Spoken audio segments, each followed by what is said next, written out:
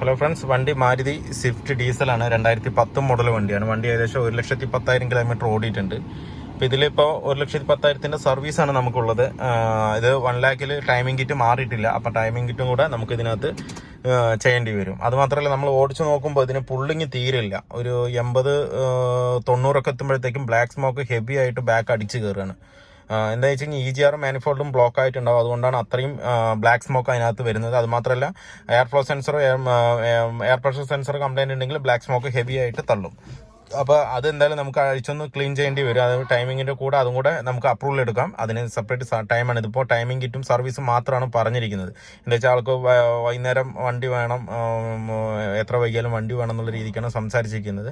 പക്ഷേങ്കിൽ നമുക്ക് മാനിഫോൾഡ് EGRും കൂടെ ചെയ്യുകയാണെന്നുണ്ടെങ്കിൽ ഒരു ദിവസം കൂടെ എക്സ്ട്രാ വേണ്ടി വരും. അപ്പോൾ നമുക്കത് ഇൻഫോം ചെയ്തിട്ട് നമുക്ക് വേണമെന്നുണ്ടെങ്കിൽ അതിനനുസരിച്ച് നമുക്ക് ചെയ്യാം. അതുമാത്രമല്ല, വണ്ടി ഓടിച്ച് നോക്കുമ്പോൾ ഈ ബ്ലാക്ക് സ്മോക്ക് പിന്നെ ഒരു കംപ്ലൈൻറ്റ് കിട്ടിയെന്ന് പറഞ്ഞു കഴിഞ്ഞാൽ ക്ലച്ച് ഭയങ്കര ഹാർഡുണ്ട്.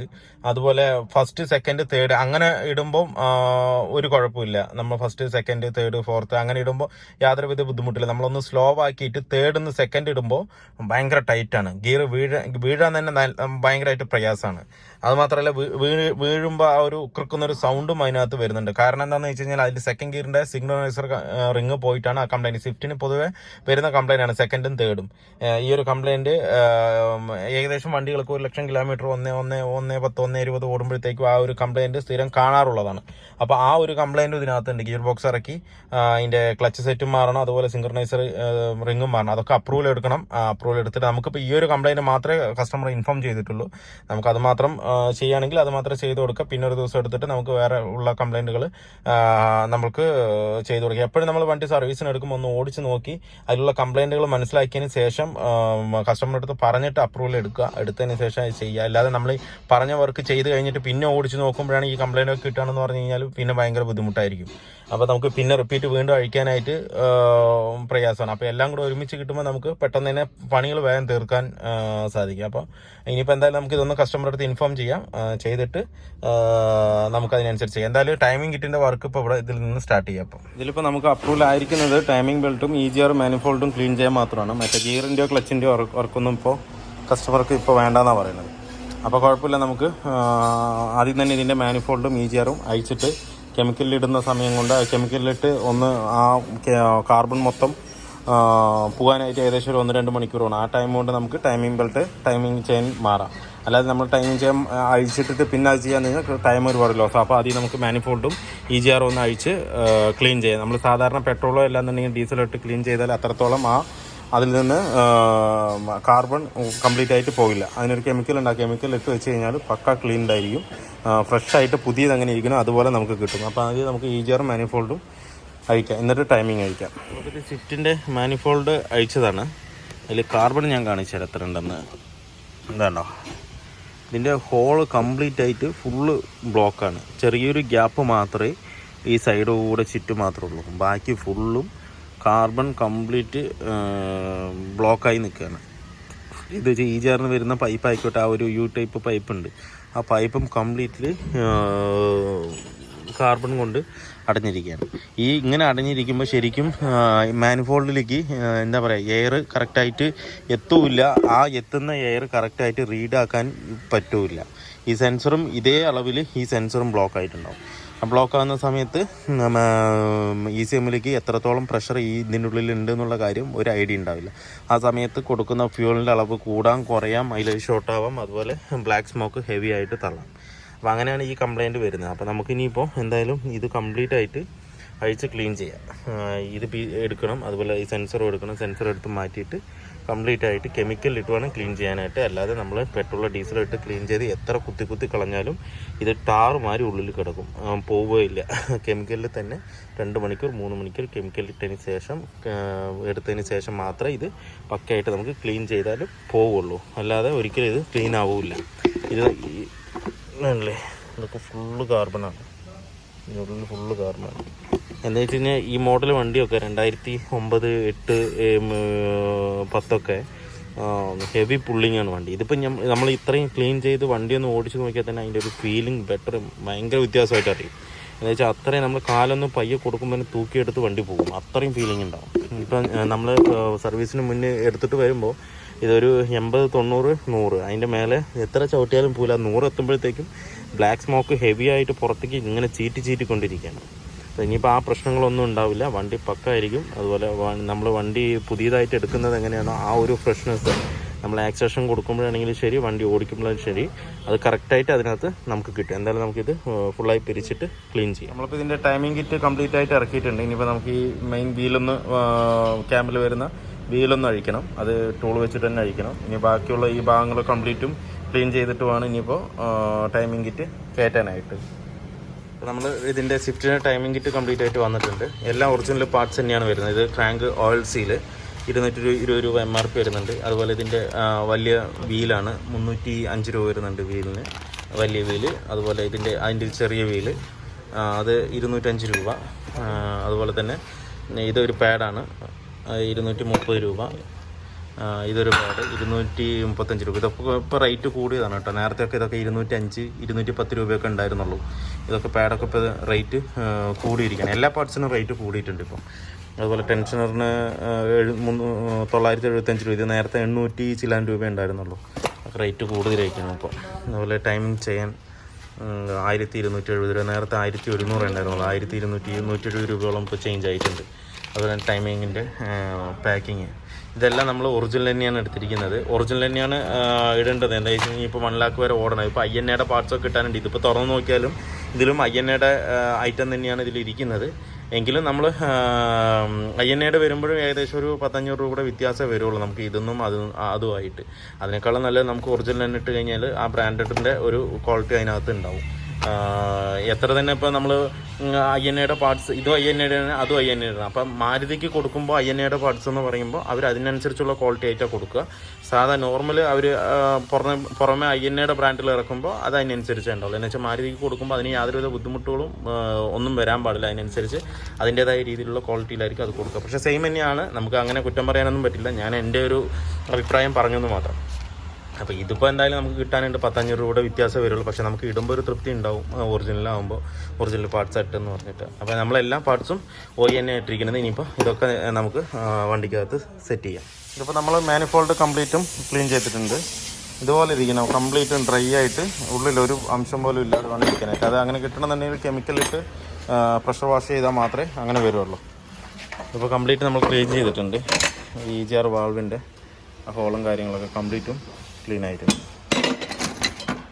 അല്ല ഒരു തരി പോലും ഇതിൽ കാർബൺ ഇപ്പം ഇല്ല. ഇനി നമുക്ക് ഫ്രഷായിട്ട് ഇതിനകത്ത് കയറ്റാം. അതുപോലെ കയറ്റുമ്പോൾ പ്രത്യേകം നമ്മൾ ശ്രദ്ധിക്കുന്നത് വാൾവ് വർക്ക് ചെയ്യേണ്ടതെന്നുള്ളത് പ്രത്യേകം നോക്കണം. ഇത് വർക്കിംഗ് ആണ്. നമുക്കിനി കയറ്റാം. നമ്മളിപ്പോൾ ഇതിൻ്റെ ടൈമിംഗ് കിറ്റ് കംപ്ലീറ്റ് ആയിട്ട് മാറ്റിയിട്ടുണ്ട്. ഇതിൻ്റെ ചെയിൻ, മേലത്തെ വീല്, അതുപോലെ താഴത്തെ വീല്, ടെൻഷനർ കംപ്ലീറ്റും ഇതിനകത്ത് സെറ്റ് ചെയ്ത് വെച്ചിട്ടുണ്ട്. ഇനിയിപ്പോൾ നമുക്ക് ടൈമിംഗ് കവർ മാത്രം കയറ്റണം. ടൈമിംഗ് കവർ കയറ്റുകയെന്ന് പറഞ്ഞു കഴിഞ്ഞാൽ ഓയിൽ പമ്പിന് ചെറിയൊരു പ്രശ്നം ഇതിനകത്ത് കാണിക്കുന്നുണ്ട്. നമ്മളെപ്പോഴും ഓയിൽ പമ്പ് കയറ്റുന്നതിന് മുന്നേ വെളിയിൽ വെച്ച് ആ പുള്ളി വെച്ചിട്ടൊന്ന് കറക്കി നോക്കണം. കറക്കി നോക്കിയിട്ട് വേണം തിരിച്ച് കയറ്റാനായിട്ട്. എപ്പോൾ ടൈമിംഗ് കവർ അഴിച്ചാലും അത് ചെയ്തിട്ട് വേണം തിരിച്ച് കയറ്റാനായിട്ട്. എന്തെന്ന് പറഞ്ഞു കഴിഞ്ഞാൽ ഓയിൽ പമ്പിൽ എന്തെങ്കിലും ഒരു ചെറിയൊരു ഇഷ്യൂ ഉണ്ടെന്നുണ്ടെങ്കിൽ നമുക്ക് കൈയോടുകൂടി ഇതോടുകൂടി മാറ്റി വിടാം. അതെല്ലാം നമ്മൾ അത് ചെക്ക് ചെയ്യാതെ വിടുകയാണെന്നുണ്ടെങ്കിൽ ഓയിൽ പമ്പിൻ്റെ പ്രശ്നം കൊണ്ട് ഇനിയിപ്പോൾ വേറെ എഞ്ചിൻ പണി അങ്ങനെയുള്ള കാര്യങ്ങൾ വരാൻ സാധ്യത കൂടുതലാണ്. അപ്പോൾ നമ്മൾ എപ്പോഴും ടൈമിംഗ് കവർ അഴിക്കുമ്പോൾ ഒന്ന് ജസ്റ്റ് ഒന്ന് ചെക്ക് ചെയ്യാനായിട്ട് ആ പുള്ളി വെച്ചും കൊണ്ട് താഴെ ഒന്ന് ഓയിലിൽ മുക്കിയിട്ടൊന്ന് കറക്കിയാൽ മതി. ഒരു 2-3 റൗണ്ട് കറക്കുമ്പോഴത്തേക്കും ഇതിൽ കൂടെ ഓയിൽ പ്രഷറിലങ്ങ് തള്ളിക്കഴിഞ്ഞാൽ കുഴപ്പമില്ല. ഇല്ലാന്നുണ്ടെന്നുണ്ടെങ്കിൽ നമ്മളത് ചേഞ്ച് ചെയ്യാനും വേണം. ഏകദേശം ഒരു 4200 രൂപ എങ്ങാണ്ടാണ് വരുന്നുള്ളൂ ഈ സാധനത്തിന്. ടൈമിംഗ് പമ്പ് അസംബ്ലിക്ക് ഈ കവറോട് കൂടിയിട്ടാണ് വരുന്നത്. അപ്പോൾ അത് കൈയോടുകൂടി മാറ്റി വിടുന്നതായിരിക്കും ബെറ്റർ. എന്താണെന്ന് വെച്ച് കഴിഞ്ഞാൽ ഇതിൽ കംപ്ലയിൻ്റ് ഉണ്ട്. നമ്മൾ തിരിക്കുമ്പോൾ പുള്ളി വെച്ച് തിരിക്കുമ്പോൾ ഇത് ഭയങ്കര ടൈറ്റിലാണ് തിരിയുന്നത്. എന്താണെന്ന് വെച്ച് കഴിഞ്ഞാൽ ഇതിൻ്റെ പുള്ളി ശരിക്കും കിടന്ന് ഒരയുന്നുണ്ട്. കണ്ടില്ലേ, ഈ സൈഡ് കണ്ടോ, ഒരഞ്ഞിരിക്കുന്ന പാട് കണ്ടോ. ഈ ഒരഞ്ഞിട്ട് ഓടുമ്പോൾ അതിന് കറക്റ്റ് പ്രഷർ നമുക്ക് കിട്ടില്ല. ഈ പുള്ളി ഇതാണ് പമ്പിൻ്റെ വീല് പറയുന്നത്. ഇതിനൊരു ചെറിയൊരു ക്രാക്ക് വന്നാൽ പോലും നമുക്ക് ഓയിലിൻ്റെ പ്രഷർ കറക്റ്റായിട്ട് മുകളിലേക്ക് പോകില്ല. ഇത് കറങ്ങുന്നു മാത്രമേ ഉള്ളൂ, പക്ഷേ ഓയിൽ പ്രഷർ കറക്റ്റ് കിട്ടില്ല. എന്ന് വെച്ചാൽ ഈ ഒരഞ്ഞ ഈ ഗ്യാപ്പിൽ കൂടെയൊക്കെ കറക്റ്റ് സീൽഡ് ആയിരിക്കില്ല. അതുകൊണ്ട് എപ്പോഴും നമ്മളത് കയറ്റുന്നതിന് മുന്നേ കറക്റ്റായിട്ട് ചെക്ക് ചെയ്തിട്ട് വേണം കയറ്റാനായിട്ട്. അപ്പോൾ നമുക്ക് എന്താ വെച്ചാൽ ഈ പമ്പിൻ്റെ പുള്ളി എന്തായാലും കംപ്ലയിൻ്റ് ഉണ്ട്. നമ്മൾ കറക്കുമ്പോൾ ആ ഫ്രീ ആയിട്ട് നമ്മൾ കൈകൊണ്ട് തിരിക്കുമ്പോൾ ഫ്രീ ആയിട്ട് തിരിയണം. ഇത് ഭയങ്കര ടൈറ്റിലാണ് തിരിയുന്നത്. അപ്പോഴാണ് അഴിച്ച് നോക്കുമ്പോൾ വീലൊക്കെ കംപ്ലീറ്റും പോയിട്ടുണ്ട്. അപ്പോൾ നമുക്ക് ഇതിൻ്റെ ടൈമിംഗ് കവർ പമ്പ് അസംബ്ലിയും കൂടെ മാറ്റിയിട്ട് വേണം ഇനിയിപ്പോൾ റീസെറ്റ് ചെയ്യാനായിട്ട്. തിരിച്ച് കയറ്റാനായിട്ട്. അപ്പോൾ എന്തായാലും നമുക്കിതിൻ്റെ ടൈമിംഗ് കവറും കൂടെ വന്നിട്ടില്ല, ഓർഡർ ചെയ്തിരിക്കുകയാണ്, നാളെ എത്തുള്ളൂ. അത് വന്നതിന് ശേഷം നമുക്ക് കവറും ബാക്കിയുള്ള കാര്യങ്ങളും കൂടെ ഇതിനകത്ത് സെറ്റ് ചെയ്യാം. നമുക്ക് ഓയിൽ പമ്പ് അസംബ്ലി വന്നിട്ടുണ്ട്. അത് മാരുതിയുടെ ഒറിജിനൽ തന്നെയാണ് കൊടുത്തിരിക്കുന്നത്. അതിന് ഏകദേശം 4210 രൂപയോളം റേറ്റ് വരുന്നുണ്ട്. ഒറിജിനൽ തന്നെയാണ്. അത് കേസോട് കൂടെ കംപ്ലീറ്റ് ആയിട്ട് വരുന്നത്. ടൈമിംഗ് കവർ അസംബ്ലോട് കൂടിയിട്ടാണ് അത് വരുന്നത്. കണ്ടില്ലേ? ഇനിയിപ്പോൾ എന്തായാലും ഇതിൽ തന്നെ ഓയിൽസിലും കാര്യങ്ങളൊക്കെ ഇതിൽ തന്നെ വരുന്നുണ്ട്. കണ്ടില്ലേ? എല്ലാം ഫുൾ സെറ്റാണ്. നമുക്ക് ഇനി ഇതിപ്പോൾ സെറ്റ് ചെയ്താൽ മാത്രം മതി. നമുക്കിത് ഇനിയിപ്പോൾ വണ്ടിക്കകത്ത് പിടിപ്പിക്കാം. അപ്പോൾ നമ്മുടെ സ്വിഫ്റ്റിൻ്റെ വർക്ക് ഫുള്ളി കംപ്ലീറ്റ് ആയിട്ടുണ്ട്. ഇതിൽ നമ്മളിപ്പോൾ ചെയ്തത് ടൈമിംഗ് കിറ്റ് മാറി, അതുപോലെ തന്നെ EGR മാനിഫോൾഡ് അഴിച്ച് ക്ലീൻ ചെയ്തു. അതുപോലെ ഓയിൽ പമ്പ് കേസ്, അതെന്ന് വെച്ചാൽ ടൈമിംഗ് കവർ കേസിൻ്റെ കൂടെയാണ് അതിൻ്റെ ഓയിൽ പമ്പ് വരുന്നത്. ആ കേസ് അസംബ്ലി കംപ്ലീറ്റ് ആയിട്ട് മാറി. എന്ന് വെച്ചാൽ ഓയിൽ പ്രഷർ ഒട്ടും തന്നെ മുകളിലേക്ക് കയറുന്നില്ല. അത് മാത്രമല്ല പുള്ളി ഭയങ്കര ടൈറ്റ്, ഓയിൽ പമ്പ് നല്ലൊരു ടൈറ്റ് ഉണ്ടായിരുന്നു. ആ ടൈറ്റ് ഉണ്ടാകുന്ന സമയത്ത് ഒരു ഹെവി നോയ്സ് ഉണ്ടായിരുന്നു. അതിനകത്ത് കിച്ച് എന്ന് പറഞ്ഞൊരു നോയ്സും വരുന്നുണ്ടായിരുന്നു. അപ്പോൾ ആ പമ്പ് അസംബ്ലി നമ്മൾ ഫുള്ളി കംപ്ലീറ്റ് മാറി. അതുപോലെ ഇതിൻ്റെ തെർമോസ്റ്റാറ്റ് വാൾവിനും കംപ്ലൈൻറ്റ് ഉണ്ട്. ഇത് ഓൾഡ് ടൈപ്പ് വരുന്ന തെർമോസ്റ്റാറ്റ് വാൾവ് അലുമിനിയം ടൈപ്പാണ് വരുന്നത്. അത് നമ്മൾ EGR മാനിഫോൾഡ് ചിലപ്പോൾ ഒരു കംപ്ലൈൻറ്റ് ഉണ്ടാകില്ല വരുമ്പോൾ. നമ്മൾ അഴിക്കുമ്പോൾ EGR മാനിഫോൾഡ് അഴിക്കുമ്പോൾ ആ ട്യൂബ് നമ്മൾ അഴിക്കാൻ വേണ്ടിയിട്ട് ഒന്ന് തൊട്ട് കഴിഞ്ഞാൽ കടയോടെ പൊട്ടി അങ്ങ് പോകും. അപ്പോൾ നമ്മളിപ്പോൾ പുതിയതായിട്ട് വരുന്ന തെർമോസ്റ്റാറ്റ് വാൾവ് എന്ന് പറയുന്നത് ഫുള്ളി പ്ലാസ്റ്റിക്ഡ് ആയിട്ടാണ് വരുന്നത്. അപ്പോൾ അതുകൊണ്ട് അത്ര പെട്ടെന്ന് ഡാമേജ് ആകാൻ സാധ്യത കുറവാണ്. ഇപ്പോൾ നമ്മൾ അത് തന്നെയാണ് ഇതിനകത്ത് ഇട്ടിരിക്കുന്നത്. തെർമോസ്റ്റാറ്റ് വാൾവും ഇതിനകത്ത് പുതിയ തന്നെയാണ്. അപ്പോൾ ഇത്രയും വർക്കാണ് നമ്മൾ ഇതിനകത്ത് ചെയ്തത്. ഇനിയിപ്പോൾ വണ്ടി ഒന്ന് ഓടിച്ച് നോക്കണം. ഓടിച്ച് പോയിട്ട് അതിൻ്റെ പുള്ളിങ്ങിൻ്റെയും പെർഫോമൻസിൻ്റെയും എത്രത്തോളം വന്നിട്ടുണ്ടെന്നുള്ളത് ഞാൻ വണ്ടി ഓടിക്കുമ്പോൾ ഞാൻ പറഞ്ഞുതരാം. അത് മാത്രമല്ല, ഇതിൽ നേരത്തെ ഓയിൽ പ്രഷറിൻ്റെ വാർണിംഗ് ലൈറ്റ് ബ്ലിങ്ക് ചെയ്യായിരുന്നു. ഇപ്പോൾ ആ വക പ്രശ്നങ്ങളൊന്നുമില്ല. വേറെ എക്സ്ട്രാ വാർണിംഗ് ലൈറ്റോ കാര്യങ്ങളൊന്നുമില്ല. ഫസ്റ്റ് സ്റ്റാർട്ടിങ്ങിൽ തന്നെ ഓയിൽ പ്രഷറിൻ്റെ വാർണിംഗ് ലൈറ്റ് അപ്പോൾ തന്നെ ഓഫ് ആകുന്നുണ്ട്. മനസ്സിലായില്ലേ? അപ്പോൾ തന്നെ എന്തായാലും നമുക്ക് ടെസ്റ്റ് ഡ്രൈവ് ഓടിക്കുമ്പോൾ ഞാൻ പറഞ്ഞുതരാം എത്രത്തോളം പുള്ളിങ് ഉണ്ട്, എന്തെല്ലാം വ്യത്യാസം വന്നിട്ടുണ്ടെന്നുള്ള കാര്യം ഞാൻ വ്യക്തമായി പറഞ്ഞുതരാം. ഇപ്പോൾ നമ്മുടെ സ്വിഫ്റ്റിൻ്റെ വർക്ക് ഫുള്ളി കംപ്ലീറ്റ് ആയിട്ടുണ്ട്. ഇതിലിപ്പോൾ നമ്മൾ ചെയ്തത് ടൈമിംഗ് കിറ്റ് മാറി, EGR അതുപോലെ മാനിഫോൾഡ് അഴിച്ച് ക്ലീൻ ചെയ്തു, ഇൻട്രോകൂളർ അഴിച്ച് ക്ലീൻ ചെയ്തു, തെർമോസ്റ്റാറ്റ് വാൾവ് മാറ്റി, ഓയിൽ പമ്പ് മാറ്റി. ഇത്രയും വർക്കാണ് നമ്മൾ ഇതിനകത്ത് ചെയ്തത്. EGR മാനിഫോൾഡും ക്ലീൻ ചെയ്തപ്പോൾ തന്നെ ഞാൻ കാണിച്ചു തന്നില്ല. അത്രത്തോളം ബ്ലോക്ക് ഫുള്ളായിട്ട് അടവായിരുന്നു ഇതിനകത്ത് ഉണ്ടായിരുന്നത്. അത് മാത്രമല്ല ബ്ലാക്ക് സ്മോക്ക് ഹെവി ആയിട്ട് തള്ളിക്കൊണ്ടിരിക്കുകയായിരുന്നു. ഇപ്പം അത് പക്കയായിട്ടുണ്ട്. ഞാനിതിപ്പോൾ ഒരു പൊടിക്ക് ഇങ്ങനെ ഒരു തൊട്ട് കൊടുക്കുന്നുള്ള ആക്സിലേഷൻ കൊടുക്കുമ്പോൾ തന്നെ നമുക്ക് വല്ലാത്തൊരു ഫീലാണ്. അത് ഓടിച്ച് പോകുമ്പോൾ വണ്ടി നീങ്ങിപ്പോകുന്നത് കാണാൻ തന്നെ അല്ലേ, നമുക്ക് ഇരുന്ന് പോകുമ്പോൾ തന്നെ ആ ഒരു വല്ലാത്തൊരു ഫീലാണ്. എന്താ വെച്ച് കഴിഞ്ഞാൽ ആ അഞ്ചിൻ്റെ ആ നൈസ് ഒരു ഡീസൽ വണ്ടിയുടെ നോയ്സും അതുപോലെ നമ്മൾ ഇങ്ങനെ വലിച്ചു കൊണ്ടുപോകുന്നത് പക്കയാണ്. അത് EGR മാനിഫോൾഡും ക്ലീൻ ചെയ്തുകൊണ്ടാണ് നമുക്ക് അത്രയും പെർഫെക്ഷനിൽ നമുക്ക് അത്രയും സ്മൂത്ത് ആയിട്ടുള്ള ഒരു റണ്ണിങ് കിട്ടുന്നത്. അതുപോലെ തന്നെ ബ്ലാക്ക് സ്മോക്ക് ഒട്ടും തന്നെ ഇല്ല. ഇപ്പോൾ ആ ഒരു എയർ മാസ് സെൻസർ ഒക്കെ ബ്ലോക്ക് ആയതുകൊണ്ടാണ് അപ്പോൾ നമുക്ക് ആ ബ്ലാക്ക് സ്മോക്ക് ഹെവി ആയിട്ട് വന്നുകൊണ്ടിരുന്നത്. ഇപ്പോൾ അതെല്ലാം അഴിച്ച് ക്ലീൻ ചെയ്തപ്പം ബ്ലാക്ക് സ്മോക്ക് ഒട്ടും തന്നെ ഇല്ല. വണ്ടി ഓടിക്കാൻ തന്നെ നല്ലൊരു ഫീലാണ് ഇപ്പോൾ കിട്ടിക്കൊണ്ടിരിക്കുന്നത്. എന്ന് വെച്ച് കഴിഞ്ഞാൽ ഞാനിത് ഒന്ന് ഈ 5th ഗിയറിൽ, ഇതിപ്പോൾ 4th ഗിയറിലാണ്, ജസ്റ്റ് ഒന്ന് തൊടണുള്ളൂ. തൊടുമ്പോഴത്തേക്കും 60, 70, 80 എന്ന് പറഞ്ഞ പോലെ പക്കയായിട്ട് കയറി പോവാണ്. നമുക്ക് ആക്സിലേഷൻ ഫുള്ള് അമർത്തുമ്പോൾ തന്നെ നമുക്ക് തന്നെ പേടിയാവുന്ന പോലെയാണ്. അങ്ങനെയാണ് വലിച്ചു കൊണ്ടുപോകുന്നത് വണ്ടി. അത്രയൊരു ഫീലാണ്. എന്താണെന്ന് വെച്ച് കഴിഞ്ഞാൽ ഫുള്ള് തുറന്നല്ലോ. നേരത്തെ എന്ന് പറഞ്ഞു കഴിഞ്ഞാൽ ഫുള്ള് ബ്ലോക്ക് ആയിട്ട് എയർ കറക്റ്റായിട്ട് കിട്ടില്ല. ഡീസൽ വണ്ടിക്ക് എപ്പോഴും മെയിനായിട്ട് പക്ക എയർ, കംപ്രസർ എയർ കറക്റ്റായിട്ട് കിട്ടിക്കഴിഞ്ഞ് കഴിഞ്ഞാൽ ഭയങ്കര പെർഫോമൻസ് ആയിരിക്കും വണ്ടിക്ക്. അതില്ലാത്തത് കൊണ്ടാണ് നേരത്തെ ആ ഒരു വലിവില്ലായ്മയും എന്താ പറയുക ഒരു തളർച്ചയും വണ്ടി ഒരു ഓടിക്കാൻ ഒരു സുഖമില്ലായ്മ, പിന്നെ എഞ്ചിൻ്റെ നോയ്സ് എന്തോ പോലെ അങ്ങനെയൊക്കെ തോന്നുന്നത്. ഇപ്പം ഈ ഭാഗങ്ങളെല്ലാം നമ്മൾ ക്ലിയർ ചെയ്തപ്പോൾ വണ്ടി പക്ക പെർഫെക്റ്റ്ലി ഓക്കെയാണ്. നല്ല സ്മൂത്ത് ഉണ്ട് ഇപ്പോൾ, അതുപോലെ നല്ല പുള്ളിങ്ങും ഉണ്ട്.